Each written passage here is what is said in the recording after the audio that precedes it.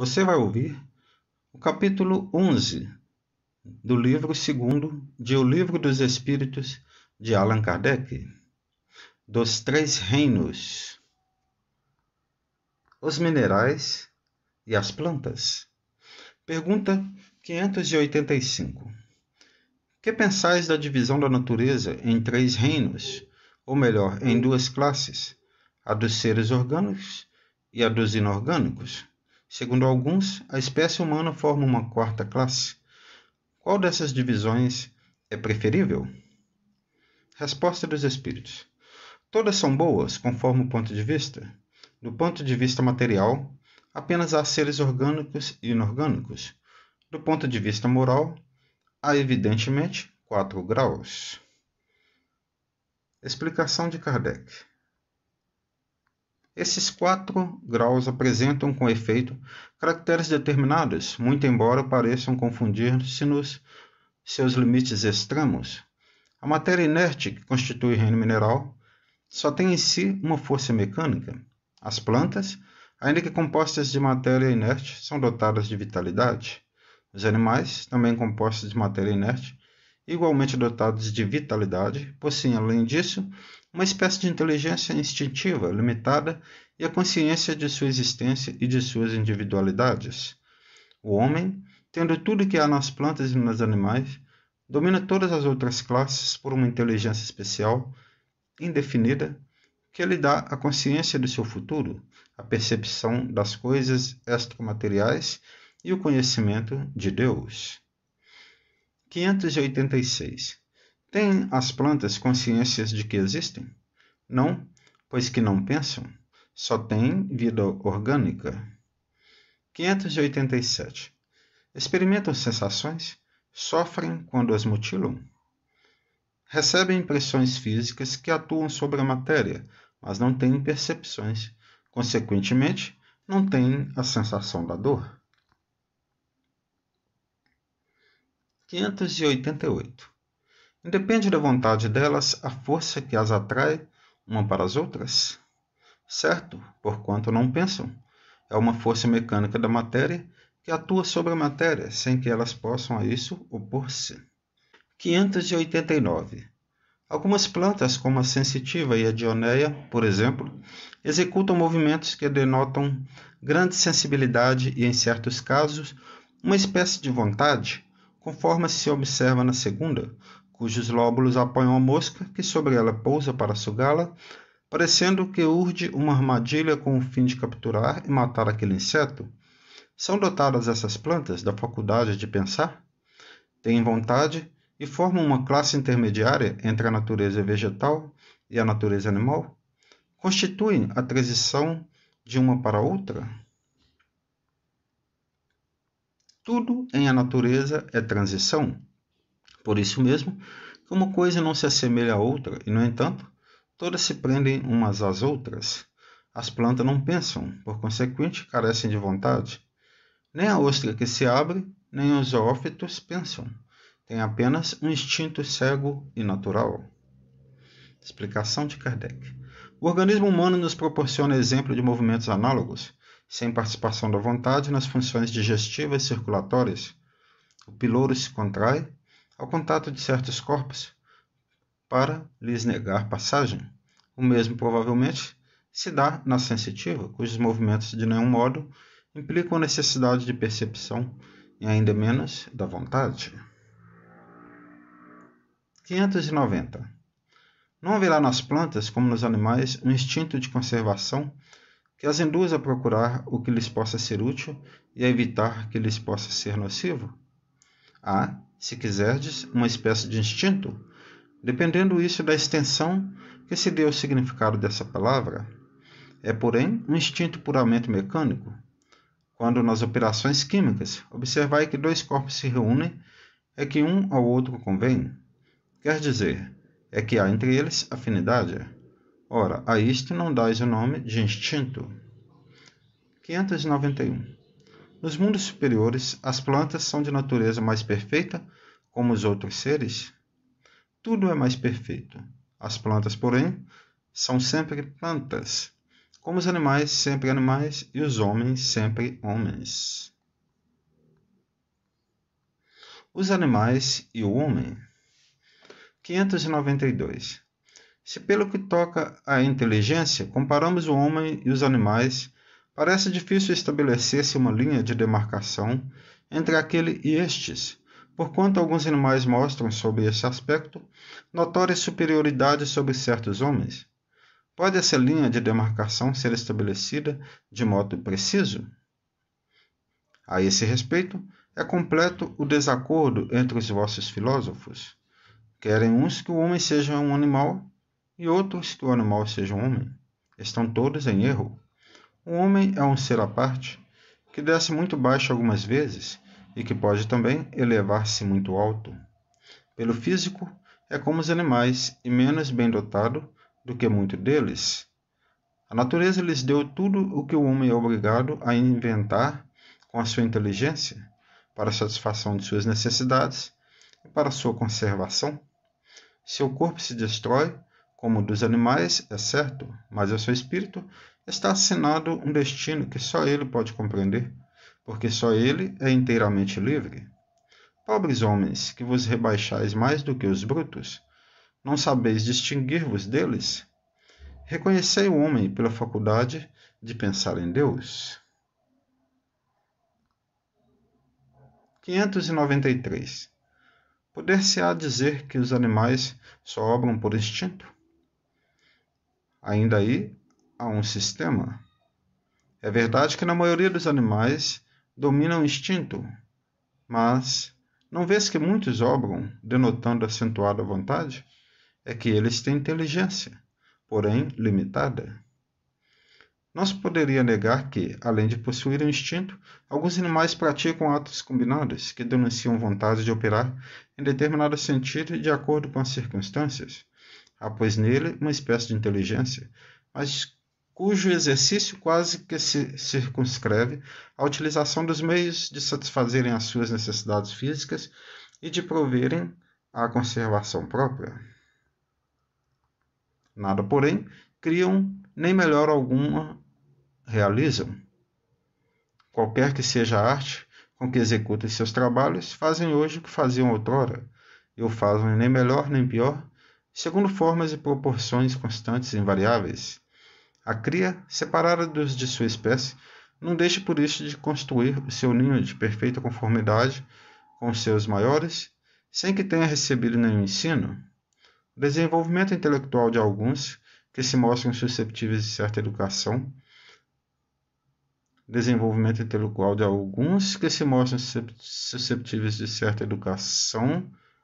desenvolvimento aliás, que não pode ultrapassar acanhados limites, é devido à ação do homem sobre uma natureza maleável, porquanto não há aí progresso que lhe seja próprio.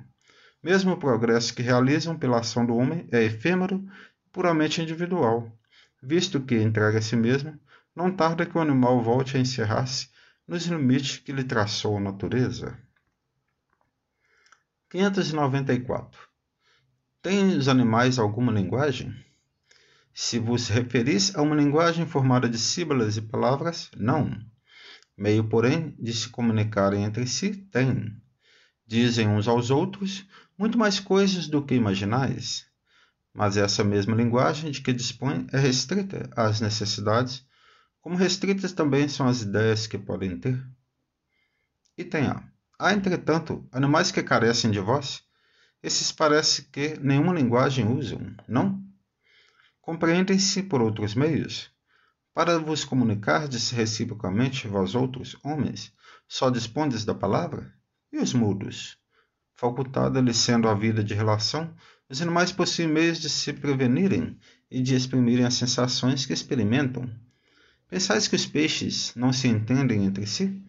O homem não goza do privilégio exclusivo da linguagem, porém, a dos animais é instintiva e circunscrita pelas suas necessidades e ideias, ao passo que a do homem é perfectível e se presta a todas as concepções da sua inteligência. Explicação de Kardec. Efetivamente, os peixes que, como as andorinhas, emigram em cardumes, obedientes ao guia que os conduz, devem ter meios de se advertirem, de se entenderem e combinarem. É possível que disponham de uma vista mais penetrante e esta lhes permita perceber os sinais que mutuamente façam. Pode ser também que tenham na água um veículo próprio para transmissões de certas vibrações.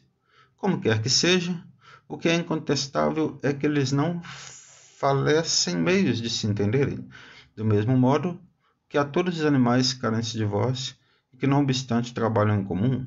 Diante disso, que admiração pode causar que os espíritos entre si se comuniquem sem auxílio da palavra articulada? 595. Gozam de livre-arbítrio os animais para a prática dos seus atos? Os animais não são simples máquinas, como supondes.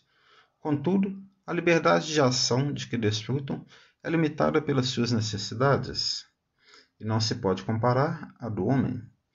Sendo muitíssimo inferiores a este, não têm os mesmos deveres que ele.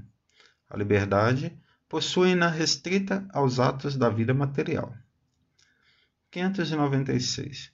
De onde procede a aptidão que certos animais denotam para imitar a linguagem do homem, e por que essa aptidão se revela mais nas aves do que no macaco, por exemplo, cuja conformação apresenta mais analogia com a humana? Origina-se de uma particular conformação dos órgãos vocais, reforçada pelo instinto de imitação. O macaco imita os gestos, algumas aves imitam a voz. 597. Pois que os animais possuem uma inteligência que lhes faculta certa liberdade de ação, haverá neles algum princípio independente da matéria? Há, e que sobrevive ao corpo. Item A. Será esse princípio uma alma semelhante à do homem? É também uma alma, se quiserdes, dependendo isto do sentido que se der a esta palavra. É, porém, inferior à do homem. Há entre a alma dos animais e a do homem distância equivalente à que medeia entre a alma do homem e Deus. 598. Após a morte, conserva a alma dos animais a sua individualidade e a consciência de si mesmo? Conserva sua individualidade. Quanto à consciência do eu, seu eu, não. A vida inteligente lhe permanece em estado latente. 599. À alma dos animais é dado escolher a espécie de animal em que encarne? Não, pois que lhe falta livre-arbítrio. 600. Sobrevivendo ao corpo em que habitou, a alma do animal vem a achar-se, depois da morte, num estado de erraticidade, como a do homem? Fica numa espécie de erraticidade, pois que não mais se acha unido ao corpo, mas não é um espírito errante. O espírito errante é um ser que pensa e obra por sua livre vontade. De idêntica faculdade não dispõe o dos animais. A consciência de si mesmo é o que constitui o principal atributo do espírito. O do animal, depois da morte, é classificado pelos espíritos a quem incumbe essa tarefa e, utilizando quase imediatamente, não lhe é dado tempo de entrar em relação com outras criaturas. 601. Os animais estão sujeitos, como o homem, a uma lei progressiva? Sim. E daí vem que nos mundos superiores, onde os homens são mais adiantados, os animais também o são, dispondo de meios mais amplos de comunicação. São sempre, porém, inferiores ao homem, e se lhe acham submetidos, tendo neles o homem servidores inteligentes. Explicação de Kardec. Nada há nisso de extraordinário. Tomemos os nossos mais inteligentes animais, o cão, o elefante, o cavalo.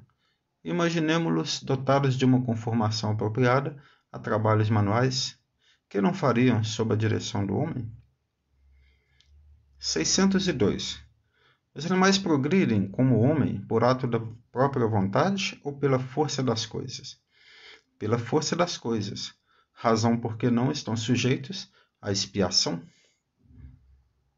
603. Nos mundos superiores, os animais conhecem a Deus? Não.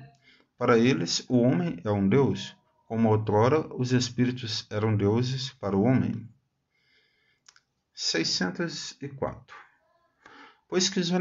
pois que os animais, mesmo os aperfeiçoados, existentes nos mundos superiores, são sempre inferiores ao homem, segue-se que Deus criou seres intelectuais perpetuamente destinados à inferioridade, o que parece em desacordo com a unidade de vistas e de progresso que todas as suas obras revelam. Resposta dos Espíritos. Tudo em a natureza se encadeia por elos que ainda não podeis aprender.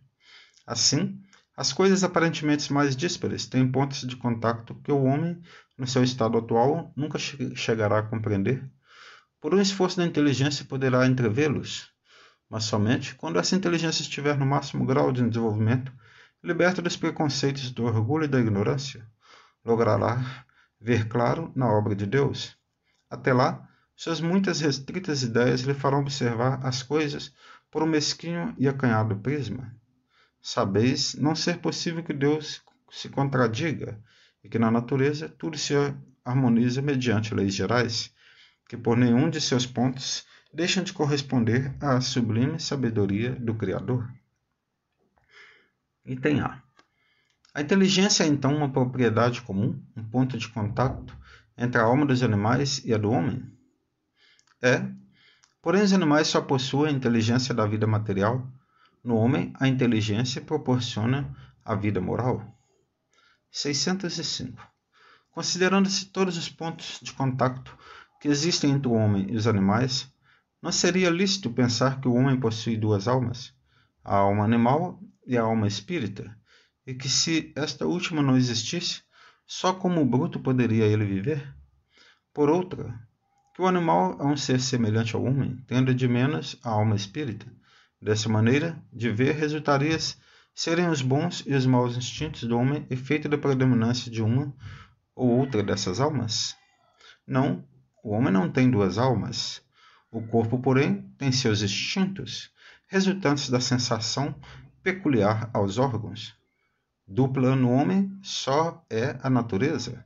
Há nele a natureza animal e a natureza espiritual. Participa pelo seu corpo da natureza dos animais e de seus instintos.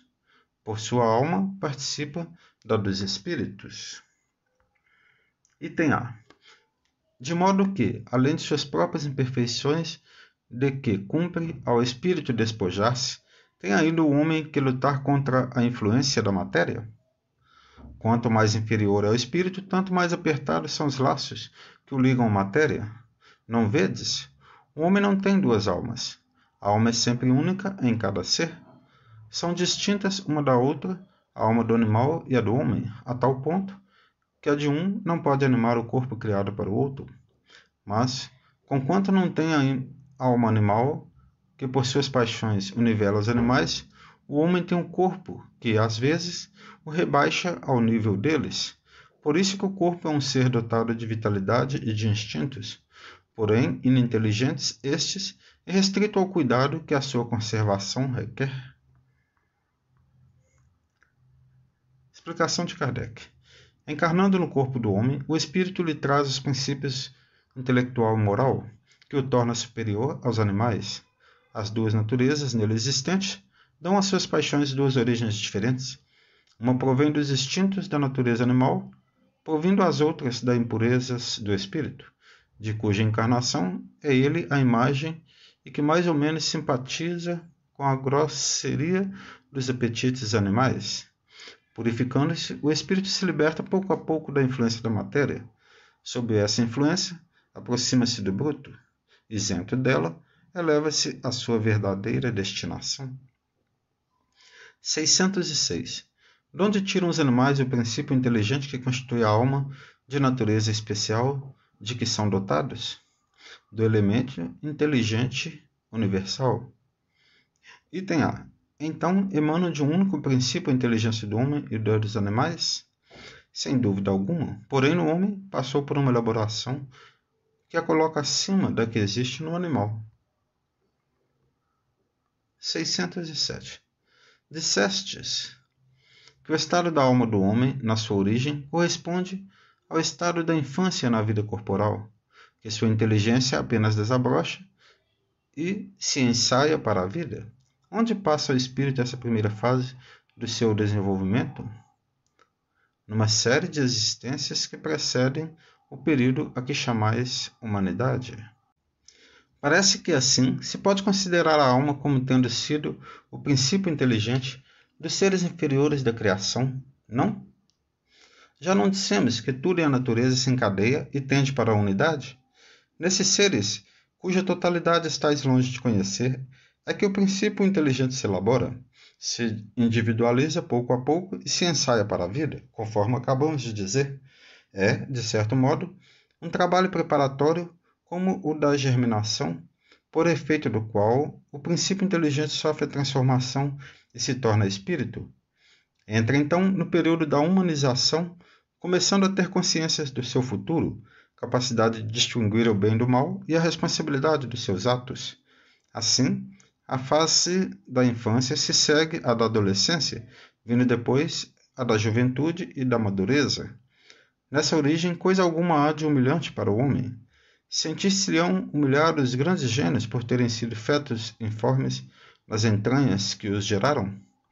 Se alguma coisa há que lhes seja humilhante, é a sua inferioridade perante Deus e sua impotência para lhe sondar a profundeza dos desígnios e para apreciar a sabedoria das leis que regem a harmonia do universo.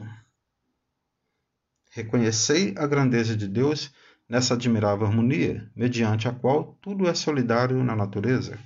Acreditar que Deus haja feito, seja o que for, sem um fim, e criado seres inteligentes sem futuro, fora blasfemar de sua bondade, que se estende por sobre todas as suas criaturas. Item B.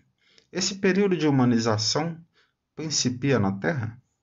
A Terra não é o ponto de partida da primeira encarnação humana. O período de humanização começa geralmente em mundos ainda inferiores à Terra. Isso, entretanto, não constitui regra absoluta, pois pode suceder que um espírito, desde seu início humano, esteja apto a viver na Terra. Não é frequente o caso, constitui antes uma exceção. 608. O espírito do homem tem, após a morte, consciência de suas existências anteriores ao período de humanidade? Não, pois não é desse período que começa a sua vida de espírito.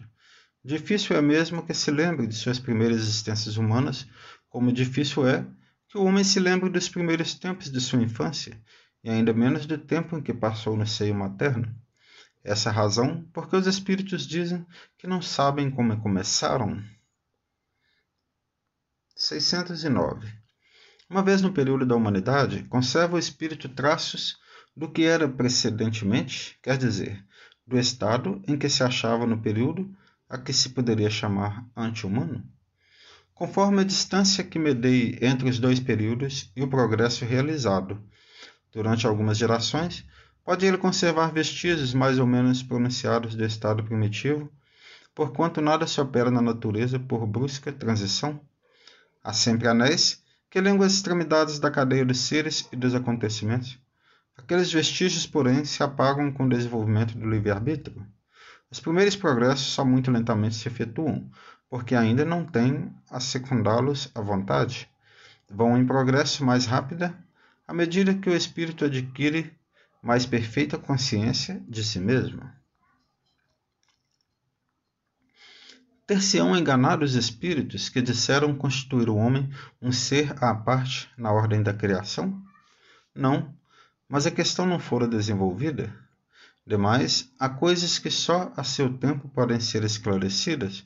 O homem é, com efeito, um ser à parte, visto possuir faculdades que o distinguem de todos os outros e ter outro destino. A espécie humana é a que Deus escolheu para a encarnação dos seres que podem conhecê-lo. Metempsicose. 611. O terem os seres vivos uma origem comum no princípio inteligente não é a consagração da doutrina da metempsicose? Duas coisas podem ter a mesma origem e absolutamente não se assemelharem mais tarde. Quem reconheceria a árvore com suas folhas, flores e frutos no germen informe que se contém na semente de onde ela surge? Desde que o princípio inteligente atinja o grau necessário para ser espírito e entrar no período da humanização, já não guarda relação com seu estado primitivo, já não é a alma dos animais, como a árvore já não é a semente. De animal, só há no homem o corpo e as paixões que nascem da influência do corpo e do instinto de conservação inerente à matéria. Não se pode, pois, dizer que tal homem é a encarnação do espírito de tal animal. Consequentemente, a metempsicose, como a entendem, não é verdadeira. 612. Poderia encarnar no animal o espírito que animou o corpo de um homem? Isso seria retrogradar. O espírito não retrograda. O rio não remonta à sua nascente. 613. Embora de todo errônea, a ideia ligada à metempsicose não terá resultado do sentimento intuitivo que o homem possui de suas diferentes existências. Nessa, como em outras crenças, se depara esse sentimento intuitivo.